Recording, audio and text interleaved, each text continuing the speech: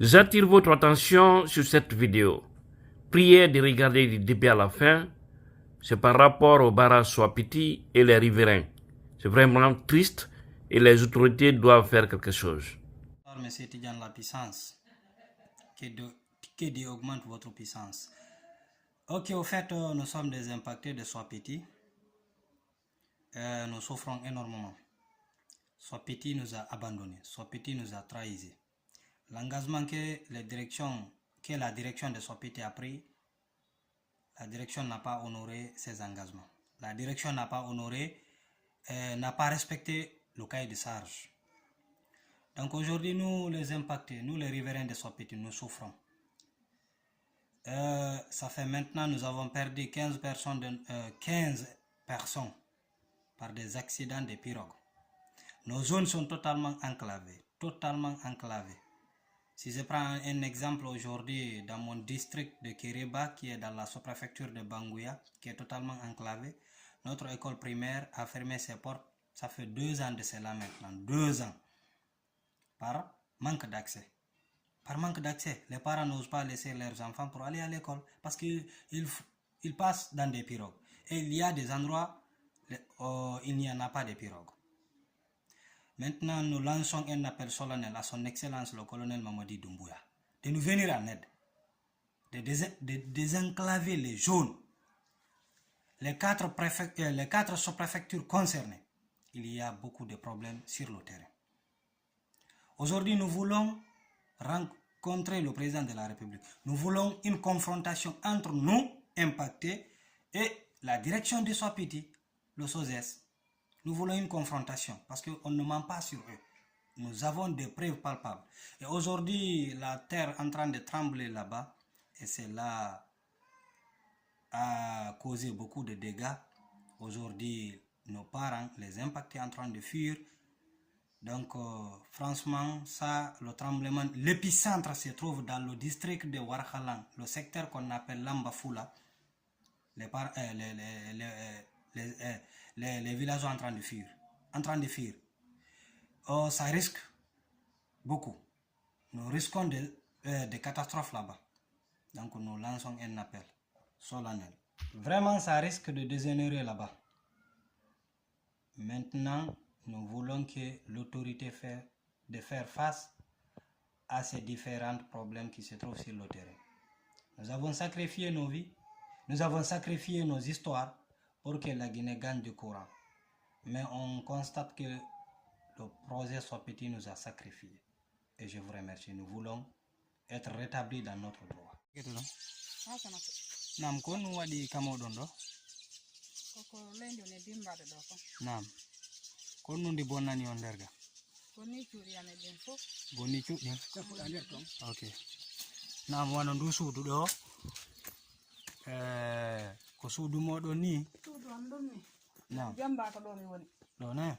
Kono ndu fof mayl ndu yani. Donc ndu yani ko ɗum woni sabu yaltingolon ka nder suudu ga. Ka nder suudu ga mi tawi wonata ko hande kadi. Ina ko fuɗɗori kon ɗo. Arde ɗo ni feewi. Joni ko nu marɗon kalno laamu ngu? Tori keɓe haɗa koɓe wallita mi haɗa tigi aani. Ɓe tinuɗo suudu ma ndu yani ala hay ko wona han. Konto noon fewɗo wonɗon, konto waal ton fewɗo? Fewɗo kon kawtal mi Ko kawte. Ne? Ok, ko kañum ni fisirji ɗi ni ne? Kañum non. Ha jooɗi ka leydi. Fof ko feccima.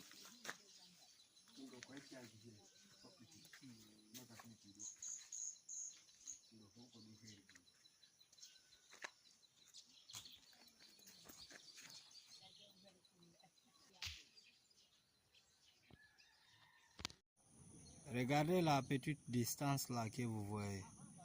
Le projet Swapiti refuse de nous faire un pont ou bien un passerelle ici.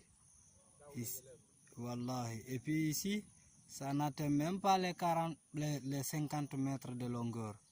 Ça n'atteint pas 60 mètres de hauteur. Donc franchement, c'est de n'importe quoi. Il te faut un pirogue. Il te faut une petite pirogue pour traverser. Et nous ne méritons pas ça. Nous ne méritons pas ça. Franchement, ici c'est district de Kireba. secteur Boussura, entre Boussura et Missira, en passant par Tenekansa. De façon générale, le problème de tous les impactés. Donc, ça vous permettra aussi de bien comprendre les choses. Nous n'avons pas aussi oublié de lister les personnes concernées, bien que ce n'est pas tout le monde, mais il y a une grande partie. Parce que dans Banguya seulement, il y a pas moins de 680 personnes concernées par le dépassement des cotes 210, comme ils ont toujours l'habitude de le dire. Il y a aussi pas moins de 64 personnes, des personnes qui ne sont pas indemnisées, toujours dans la zone 2 de Banguya. Il y a aussi 216 personnes dont les arbres fruitiers et non fruitiers n'ont pas été indemnisés. Donc c'est de façon d'abord très bref, nous avons pu lister sous-préfecture par sous-préfecture. Nous avons la sous-préfecture de Banguya, la sous-préfecture de Sangaria, la sous-préfecture de Tondon, la sous-préfecture de Collet.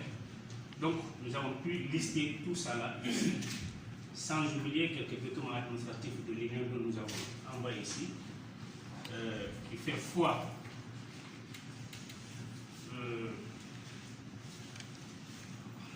que le CERPROMA avait adressé à la direction générale du projet hydroélectrique de Sodiki pour attester que l'union des impactés de Sodiki, le bureau de l'union des impactés de Sodiki qui a été mis en place, ils avaient adressé une lettre. C'est pourquoi nous avons dit, nous avons fait une lettre ici de décharge dans laquelle se trouve la liste de tous ces documents dont nous voulons mettre à vos dispositions et la liste des membres du bureau. Donc, c'est ce que nous avons pu faire. De façon globale, vous avez un document, le mémorandum, le document explicatif du mémorandum. District de Warkalang, secteur Lamba Fula, dans la sous-préfecture de Banguya, préfecture de Kindia. Il y a eu le tremblement de terre avant-hier et hier, dimanche, le 23 octobre 2022.